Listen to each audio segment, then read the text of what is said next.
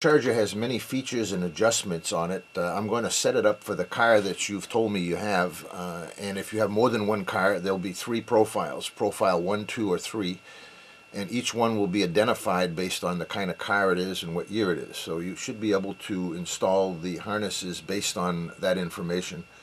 And then when you go to use the charger, you only have one thing you really have to check, which is, have you got the right profile for the right car?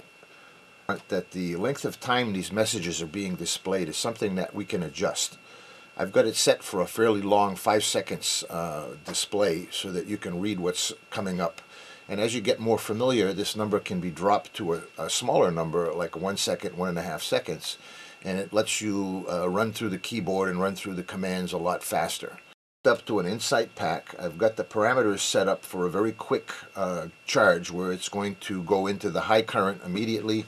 It's going to reach a cutback voltage very quickly, and then it's going to go into the topping zone, and then it's going to watch the topping zone while it's charging in order to determine when you reach the plateau or it's no longer rising, and then it's going to turn the charge off because it's reached that a period of time where it's stable. Now, I've got everything accelerated for this demonstration. In the real world, this could take many hours. I'm going to squeeze it down to as short a time as possible. We're going to turn it on and watch the messages as they come up. EEPROM version, parameters red means it's taking it from the EEPROM and loading it in. Now it's giving you the code version and the time the code was written. And now it's telling you you're on an Insight Gen 1 2000, and since that's what we're hooked up to, we are ready to go. And you can see that immediately we get 2 pieces of information on the top line. What's the voltage right now, and the fact that R0, it means you're not charging and you haven't started a charge yet. So if this is all correct information, the next thing to do is just push the start button and off you go. It tells you there's no delay from the time the start is pressed. You're going to start with a high current. You can see the green light at the top, which means you're off, is going to change to red. And you can see the current ramping up to the maximum value, which could be anywhere, plus or minus 10% from the 1050 level. This one happens to be pretty much right on. I've got the cutback voltage set for 168 volts. So within a matter of a few minutes, we should see the battery voltage rise to this level. And once it reaches that level, the red light will change to amber, the 1050 milliamps will drop to the 350 milliamps, and we'll begin the topping zone. The topping zone has many checks that it's doing to determine whether everything's okay. It checks the inlet to outlet temperature after a time delay. It checks if the pack's too hot. It checks if the air's too cold. It checks to see how many milliamp hours you've put in. It checks to see if you've done the charge so long that you've reached a timeout as far as the maximum time the charge should take. So there's many safeties that are set, and these will all be set up ahead of time to reasonable values for you. And then as you get more experience, you can basically change them to your heart's content, and it will remember the last settings you have. And if you screw them up to the point where you're not charging properly, there's a way using the setup to actually get your default values back in again, in which case you can recover from that condition. So now we're at 167.7. Within the next couple of seconds here, we're going to hit the 168, which will then cut us back into the lower voltage, lower current mode.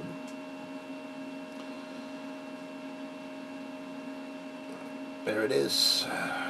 168. Well, maybe I set it for 169. I'm not sure. Oh well. I guess we'll have to wait and see. So this is really a simple setup. You just this is the level of use that you're going to use it in every day, and all of the other stuff is really for the initial setup, selecting which car you have, and I'll have separate videos for those. There you go. Here's the cutback. Now you can see that we've been charging for 2 minutes and 26 seconds. We've put in 35 milliamp hours into this pack that's previously been charged. And you'll also see that the 168 volts, 169 volts has dropped to 167. This is mainly due to the internal resistance of the battery showing less voltage drop when you hit it with a low current than when you hit it with a high current. So the difference between those two numbers is an important test of your battery's quality. And if there's a large difference between those two, you have a high internal resistance. If you only see a volt or two, then you have a fairly low internal resistance, which is a good sign to indicate your battery's health. Now I've got the topping test, which is basically you take a sample of the voltage, you wait X amount of time to see whether that's changed over that period of time, and if the voltage hasn't changed more than one digit of the raw data, it will consider that you're in the topping zone, and it will turn off your charge. The determination is based on how long you wait to take the second sample. If the standard will be set up at 30 minutes. For the demonstration purposes here, I've got it set up for 2 minutes. So as long as that 167.0 stays there for 2 minutes, this will say the charge is finished, I've reached the topping zone, and it will then go into the final stage where you shut the charger off, and it reports the reason that it shut it off. Now, I can't say for sure how long this is going to stay at 167 and whether our 2-minute sample will time out quickly, so I'm going to stop the video and I'll pick it back up again when it actually crosses over and shuts the charge off, so you can see what that looks like. So we're still running in this first charge, but I wanted to show you one other thing, which is if you press one of the up or down arrow keys, you then have an alternative display that gives you more information. Whoops. We just topped out just when I was ready to show you that. I'll show you that later. Okay, so it tells you it stopped for the purposes of, and now it's giving you an audible alarm saying I'm done charging. And if you look up at the top, it says R8. There's a list of the reasons that the charge can stop. In this particular case, the topping zone was detected and it shut off as it would normally do on a regular charging basis. So the beeping sound can be acknowledged by hitting the alarm button, and now it'll stop beeping at you. If you want to review information about the charge, you can hit the down button.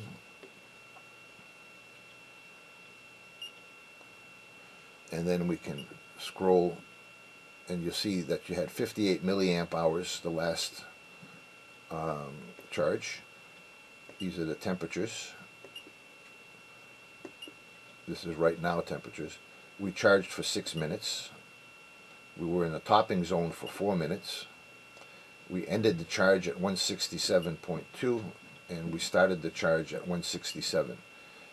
So all of this information is stored for you, and you can go in and review it after the charge is done.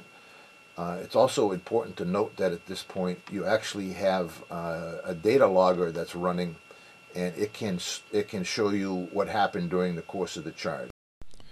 If you have a computer hooked up with a terminal program like HyperTerminal, this is the kind of information that would have been sent over the port, which can then later be imported into an Excel spreadsheet. You can do graphing, and it basically explains, it shows you the battery volts, the charge current, the system status, the stop reason, the charger mode you were in during the different data dumps, the charge time in minutes, the milliamp hours total that was accumulated by this time, the inlet temperature and the outlet temperature.